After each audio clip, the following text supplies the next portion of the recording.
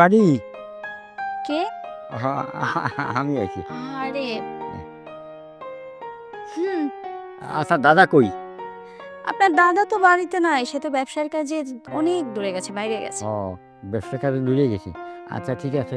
কিন্তু দাদার কাছে কিছু টাকা পাওনা ছিল, সেই টাকাটা নিতে চাইছিলাম। ওই আপনার মনে নেই, আপনি তো সাথে ছিলেন। ওই যে মানে আমার কাছে ৫,০০০ টাকা নিয়েছিল।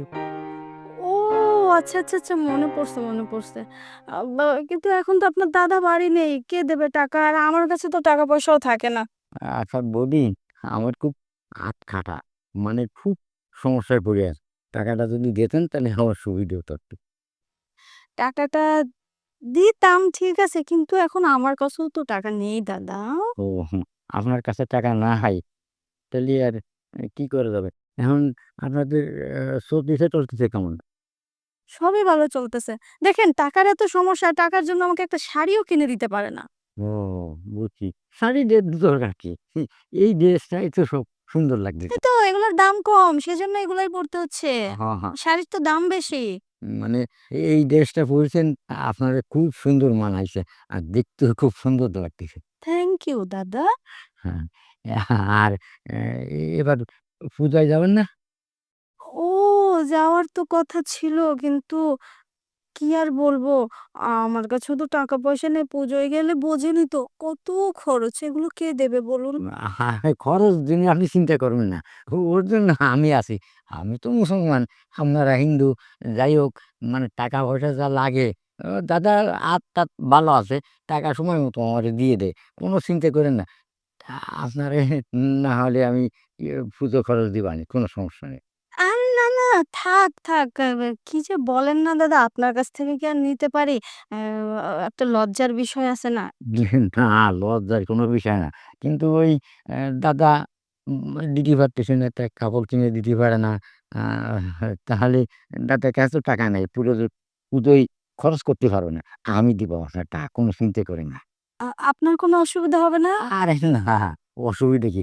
আপনার নতুন বৌদি থাকতে আমার আর অসুবিধা কি? আপনি কিন্তু অনেক ভালো। Sorry, sorry, sorry. আচ্ছা ঠিক আছে, ওটা কোনো সমস্যা নেই। ওটা কোনো সমস্যা না। আপনি না মনের দিক থেকে খুবই ভালো মনের মানুষ, অনেক বড় মনের মানুষ। আচ্ছা, বড় মনের মানুষ। এই যে শরীরে আপনি আমার শরীরে হাত দিছেন না, আমি আপনার শরীরে হাত দিছি। ইয়েও তো না, না এটা কোনো ব্যাপারই না। হাত দিতেই পারেন, হ্যাঁ, স্বাভাবিক। ঠিক কথাই কইছেন।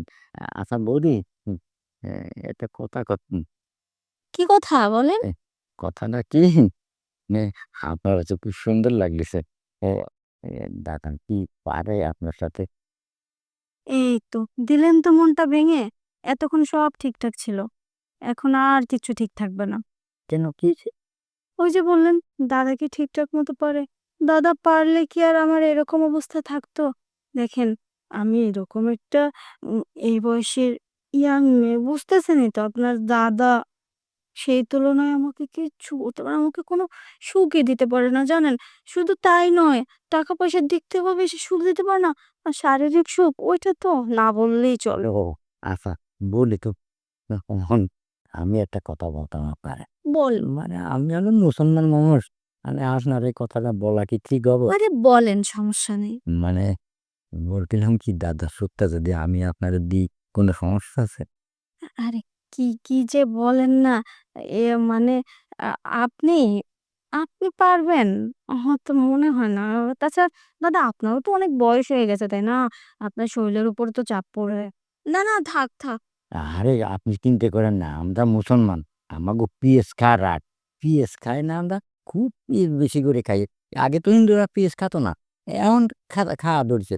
পেঁয়াজ না, আমরা রসুন খাই না। ও রসুন খান না। কিন্তু রসুন খালি কি হয়? জানি, জানি। হ্যাঁ, আপনি জানেন? খান, তাই না?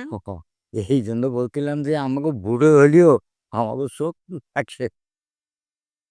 তাহলে দেখেন কথা বাড়িয়ে লাভ কি? হ্যাঁ, তাহলে আপনি এখন আপনার দাদা বাড়িতে নেই। এই ফাঁকি সুখটা দিয়ে যায় আপনারে।